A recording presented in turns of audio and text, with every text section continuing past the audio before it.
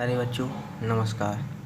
आज हम प्रश्नावली 1.1 के क्वेश्चन नंबर 4 को हल करेंगे। क्वेश्चन नंबर 4 आप यहाँ से देख सकते हो।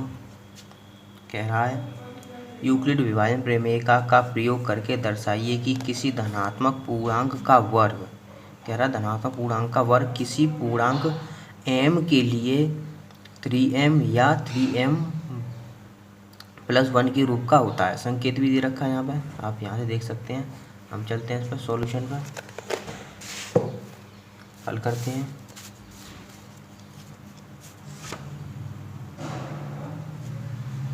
क्वेश्चन नंबर 4 एक्सरसाइज 1.1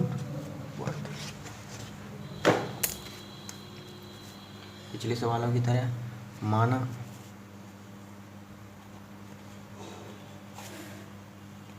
ए एक धनात्मक पूर्णांक है यदि b बराबर 3 हो तो। अब यहाँ पर 3 क्यों लिया मैंने, यहाँ पर b बराबर 3 क्यों लिया, क्योंकि दिखा देता हूँ मैं। b बराबर 3 क्योंकि यहाँ पर m हमें लेना है 3m या 3m+1 के रूप में लेना था। हम b बराबर क्या मान लेते हैं, 3 मान लेते हैं। है तो हम किसी पूर्णांक को पिछले सवालों की तरह किसी पूर्णांक को 3 से भाग देंगे तो q बार भाग जाएगा और शेषफल r बचेगा। तो शेषफल के मान क्या हो सकते हैं, 0 आएगा या 1 आएगा या 2 आएगा, 3 नहीं आ सकता। ठीक है, a के संभावित मान क्या हो सकते हैं, 0 रखेंगे तो 3q, 1 रखेंगे तो 3q+1 या क्या हो सकता है 3q+2 के रूप का होगा।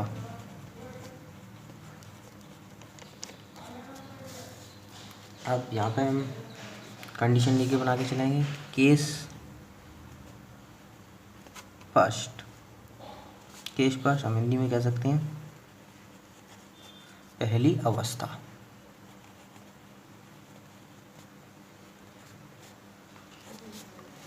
पहली अवस्था में यदि a बराबर हम ले लें 3q। ठीक है, सवाल में वर्ग बोला था, क्वेश्चन में बोला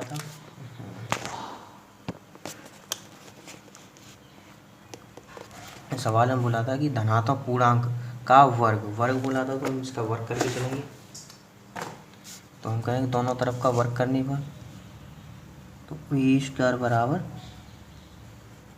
3q² खोल सकते हैं, 3 का स्क्वायर 9 और q का q²।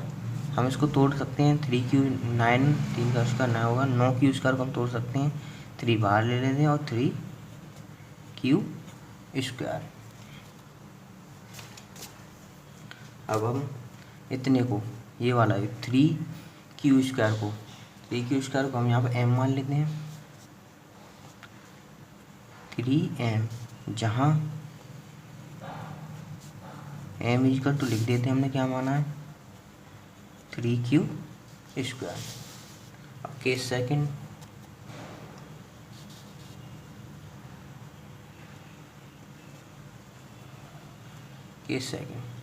में हम a बराबर लेते हैं 3q+1, दोनों तरफ का वर्क करेंगे।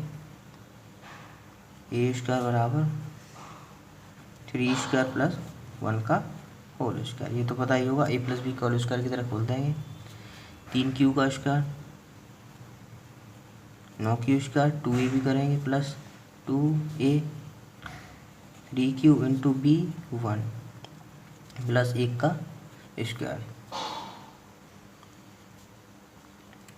अब थोड़ा खोल लेते हैं, 9q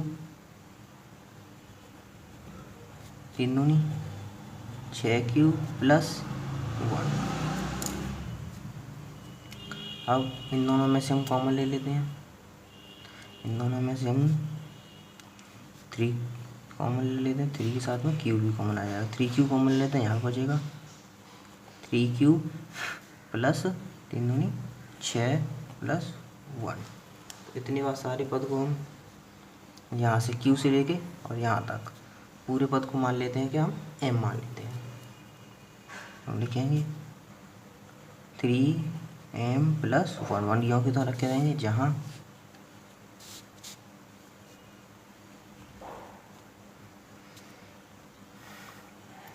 m is equal to q 3q plus 2। यहाँ पे देख लो दोबारा, शायद दिखा नहीं पाया मैं।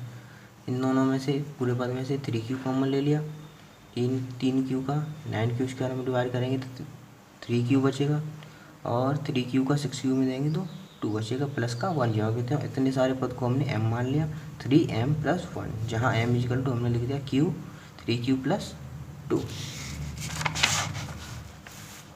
अब केस 3,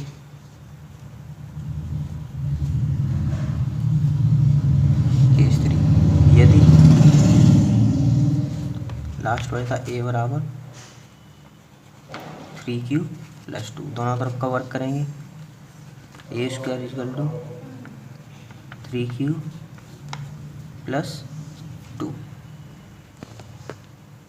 का होल स्क्वायर, इसको भी खोल लेंगे। A plus B whole square कितना है 3q का square, 9q square plus 2a भी करेंगे। 2a हमारा 3q और b हमारा 2, और 2 का स्क्वायर 4। इसको थोड़ा और सॉल्व कर लेते हैं। 9q स्क्वायर प्लस 3 दूनी 6, 6 दूनी 12q प्लस 4। अब हम यहाँ से कॉमन लेंगे, 4 में से कॉमन नहीं आएगा, यहाँ ध्यान देना 4 को हम तोड़ लेते हैं। कैसे तोड़ेंगे, 9q स्क्वायर 12q, 4 को तोड़ लेते हैं हम 3 प्लस 1 के रूप में। अब हम पूरे यहाँ से यहाँ तक 3 कॉमन ले लेते हैं, 3 कॉमन लेंगे, यहाँ बचेगा 3q स्क्वायर और 4q प्लस 1, और पीछे बचे रह जाएगा हमारा 1। इतने सारे पूरे पद को, यहाँ से यहाँ तक के पूरे पद को हम m मान लेते हैं। तो यहाँ पे क्या बचेगा 3m प्लस 1 लिख देते हैं हम यहाँ पे, जहाँ m is equal to 3q square plus 4q plus 1। अतः अब हम देख सकते हैं यहाँ पर, अतः किसी धनात्मक पूर्णांक का वर्ग पहली स्थिति में 3m के रूप का, दूसरी स्थिति में 3m प्लस 1 के रूप का, और चौथी स्थिति में 3m प्लस 1 के रूप का होता है। हम कह सकते हैं किसी धनात्मक पूर्णांक का वर्ग 3m या 3m प्लस 1 के रूप का होता है।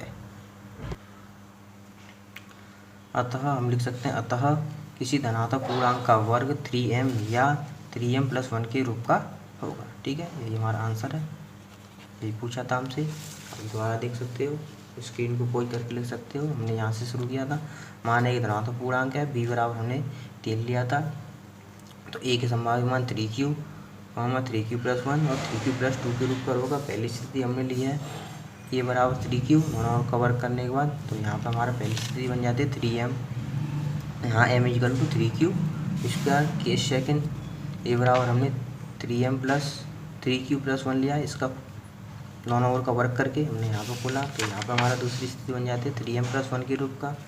इसी प्रकार तीसरी स्थिति, a बराबर 3q प्लस 2 लिया, तो दोनों को वर्क करने के बाद यहाँ भी हमारी वही आ जाती है 3m प्लस 1 के रूप का। ठीक है, यही आंसर है। आगे चलते हैं क्वेश्चन नंबर 5 पर।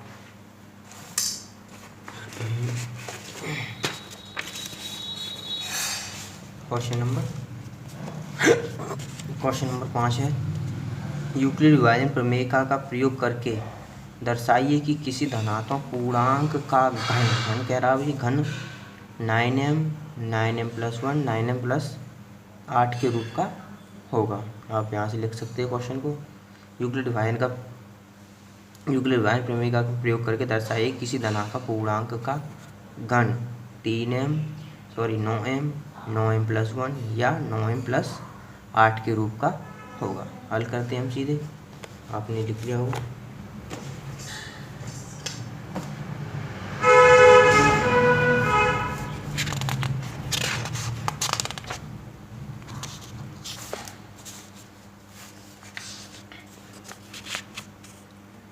क्वेश्चन नंबर 5 हल।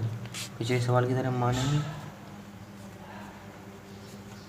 माना ए एक धनात्मक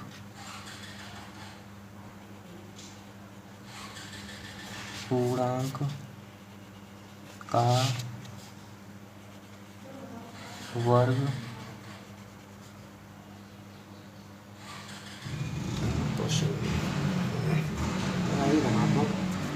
माना ए एक धनात्मक पूर्णांक पूर्णांक है, माना ए एक धनात्मक पूर्णांक है यदि b बराबर, हम यहाँ पे क्या ले लेते हैं, 3 ले लेते हैं, क्योंकि वहाँ पे घन की बात कर रहा है, हम 3 लेके चलते हैं, ज़्यादा बड़ा नहीं करना, इतना ही छोटा, तो 3 से छोटा हो जाएगा, आराम से कर सकते हैं। केस 1,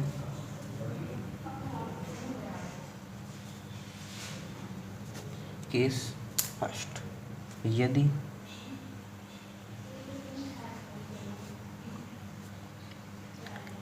केस फर्स्ट से पहले हम वो लिख लेते हैं ए के संभावित मान। ए के संभावित मान क्या होंगे, 3q + 1 या 3q + 2 के रूप के,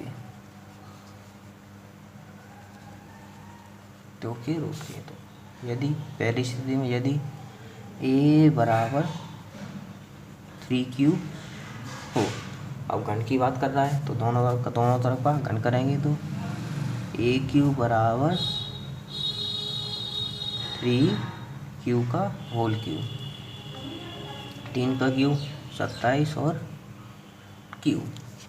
अब सवाल में बोला था हमें क्या लेके चलना है, वही लेके चलते हैं सवाल की तरफ। 9m+1 और 9m+8, यानी 9 हमें कॉमन लेके चलना है, तो हम इसमें से 9 कॉमन ले लेते हैं। इसको हम 9 की डिवाइड में तोड़ लेते हैं, 9 की डिवाइड में तोड़ेंगे तो इसको 9 की डिवाइड में तोड़ेंगे तो 9 हमने बाहर ले लिया, तो यहाँ बचेगा 9 × 27 क्यूब, यानी 9m, और जहाँ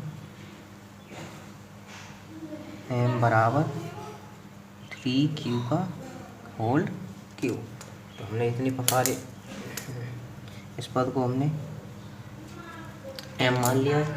अब केस सेकंड,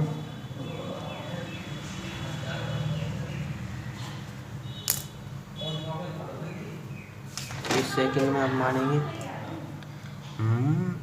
a बराबर 3q + 1, दोनों का घन करेंगे q करने पर, aq + 3q + 1 का होल क्यूब। अब इसको ही खोल लेते हैं हम a + b के होल क्यूब के फॉर्मूले से, यानी a³ + b³ + 3ab कोष्टक में a + b, 3 का क्यूब 27 q² a³ + b³ का 1 का क्यूब एक ही होता है, प्लस 3ab करेंगे, 3 3 का 9, 3ab 3 का 9 q और कोष्टक में a + b, यानी q + 1। अब हम 9q का अंदर गुणा कर लेंगे इसका, 27q + 1 9 27q² + 9q।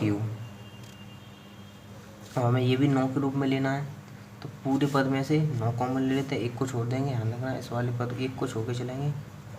9 कॉमन ले लेते हैं, 9 × 27 क्यूब, एक को छोड़ के चल रहे हैं, और 9 × 23 और 9 एकम 9 और प्लस उनको छोड़ देते हैं। इतने सारे पद को हम m मान लेते हैं, तो हम लिखेंगे 9m + 1 लिख देते हैं हम यहाँ पर, जहाँ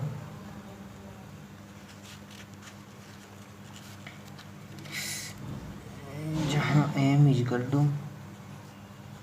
3q का होल क्यूब, 3q का क्यूब प्लस 3q² + 1। अब केस 3,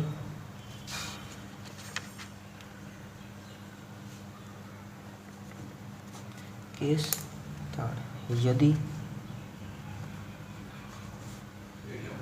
a = 3q + 2 हो, a बराबर ये हो तो दोनों तरफ का q करने पर aq = 3q + 2 का होल क्यूब, इसको भी खोलेंगे a + b के फॉर्मूले के रूप में। तो 3q का स्क्वायर 27q का क्यूब प्लस 2 का क्यूब 8 + 3 ए भी करेंगे 3 भी करेंगे, यानी 3 × 3 = 9, 9 दूनी 18 क्यूब प्लस 3q + 2, इसको गुणा करके थोड़ा खोल लेते हैं। 27q + 8 + 18 = 54q² + 18 दूनी 36q। अब हम यहाँ से 9 कॉमन ले लेते हैं, 9 के रूप में लेना हमें, एक 8 को छोड़ के चलेंगे तो फिर लास्ट पद 8 प्लस आना हमारा, 9 कॉमन लेंगे, 9 × 27q का क्यूब 9 × 54 9 × 36 और प्लस के 8। अब इतने सारे पद को हम यहाँ से यहाँ तक के पूरे पद को m मान लेते हैं, 9m + 8, जहाँ m = 3q का क्यूब प्लस 6q² + 4q। अतः a धनात्मक पूर्णांक के घन 9m 9m + 1 और 9m + 8 के रूप के हाँ, यही हमारा आंसर है, ये लिख देते हैं। ठीक है, मैंने यहाँ पे लिख दिया है। अतः a धनात्मक पूर्णांक के घन को 9m 9m + 1 या 9m + 8 के रूप में लिखा जा सकता है। ठीक है, ये प्रश्नावली हमारी यहीं ख़त्म होती है, ये इसका आंसर है। अगली प्रश्नावली के लिए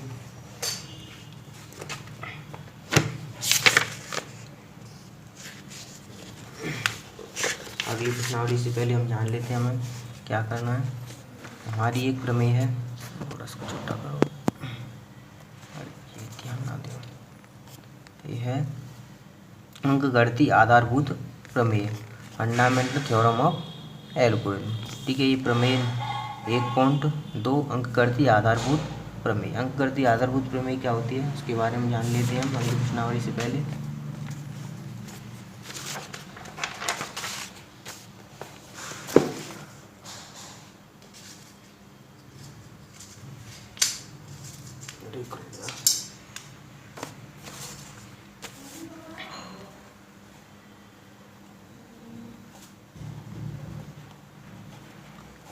अंकगणित की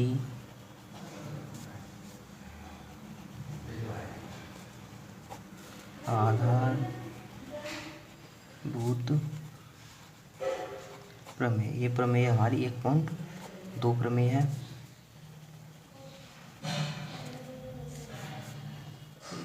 इसको जानने के लिए एक हम उदाहरण ले लेते हैं, जैसे 140 गुणनखंड तो किए होंगे आपने 140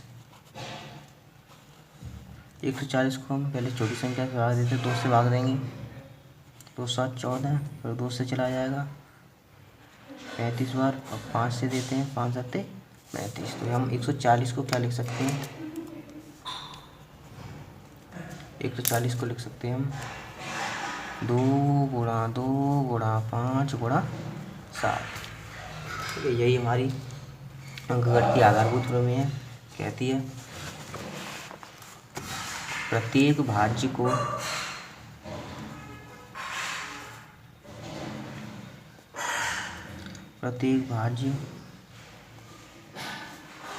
संख्या को अभाज्य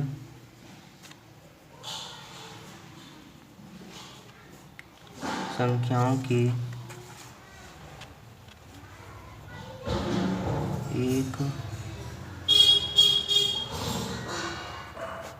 गुणनफल के रूप में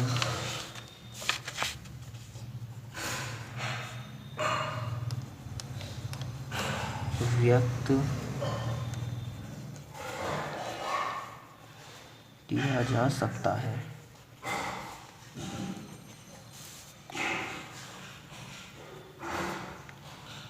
तथा यह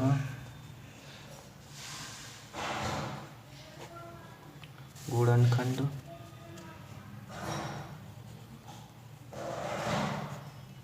अभाज्य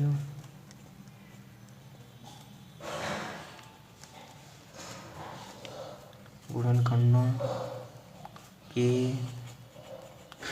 आने वाले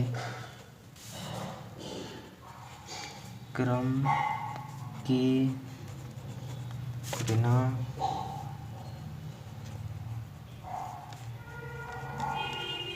अद्वितीय होता है। ठीक है, ये हमारी प्रमेय है। कहती है प्रत्येक भाज्य संख्या, यानी प्रत्येक भाज्य संख्या हमारे पास 140 थी, प्रत्येक भाज्य संख्या को अभाज्य गुणनखंड के रूप में व्यक्त किया जाता है। जैसे 140 को हमने अभाज्य गुणनखंड कर दिया, इसके 2 2 5 7, यानी अभाज्य संख्या पता ही होंगी क्या होती हैं, हमने तोड़ दिया इसको। तथा यह गुणनखंड अभाज्य गुणनखंडों के आने वाले क्रम के बिना एक अद्वितीय हल होते हैं। तो हम इसको कैसे भी कर सकते हैं, जैसे एक और बता देता हूँ। 140 को पहला क्रम हमारे पास था 2 गुणा 2 गुणा 5 गुणा 7। हम इसको ये भी लिख सकते हैं 2 गुणा 5 गुणा 2 गुणा 7, या फिर 5 गुणा 7 गुणा 2 गुणा 2, कैसे भी लिख सकते हैं। और कुछ दे रखा है 2 3 5 7, यही है।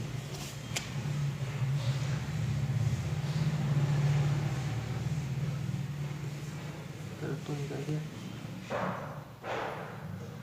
ओके सही है। आपकी ये प्रमेय बुक में भी दे रखी है, अंकगणित की आधारभूत प्रमेय। ठीक है, मैंने समझा भी दिया है उदाहरण के तौर पे।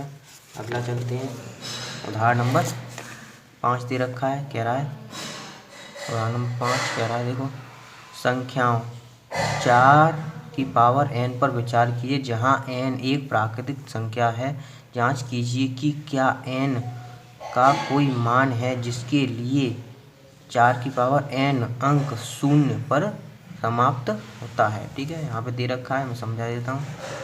ठीक है, यही है इसका सॉल्यूशन, मैं बता देता हूँ कैसे करना है आपको।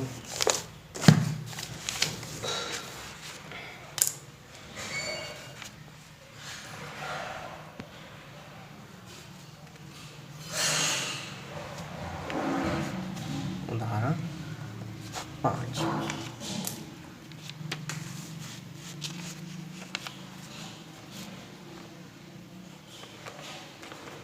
यदि किसी n के लिए संख्या 4 की पावर n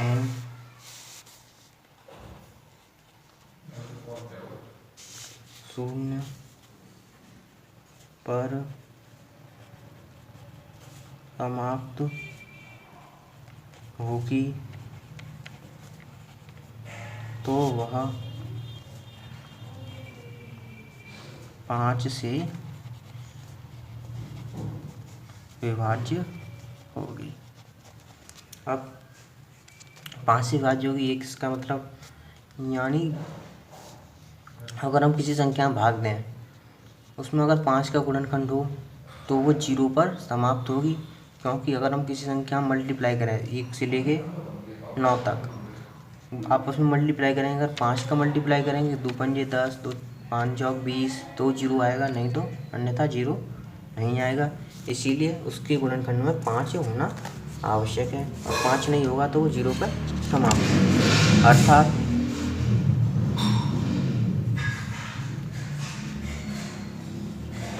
चार की पावर n के अभाज्य गुणनखंड में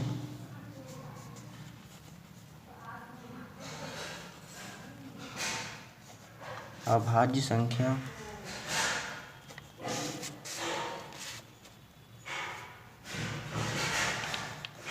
पाँच आनी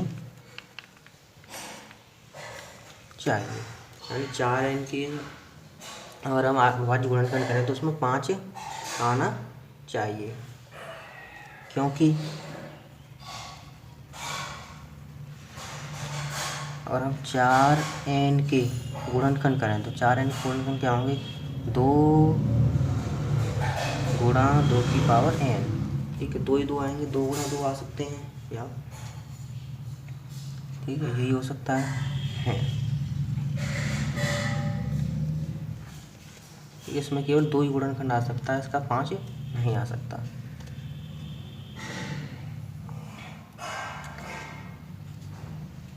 यानी 4n के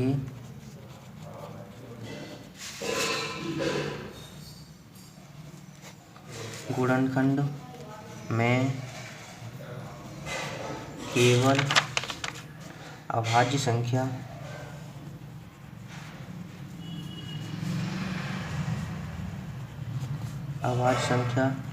दो ही आ सकती है।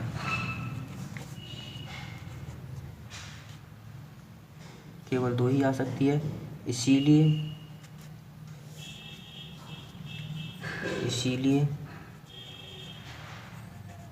ऐसी कोई संख्या n नहीं है जिसके लिए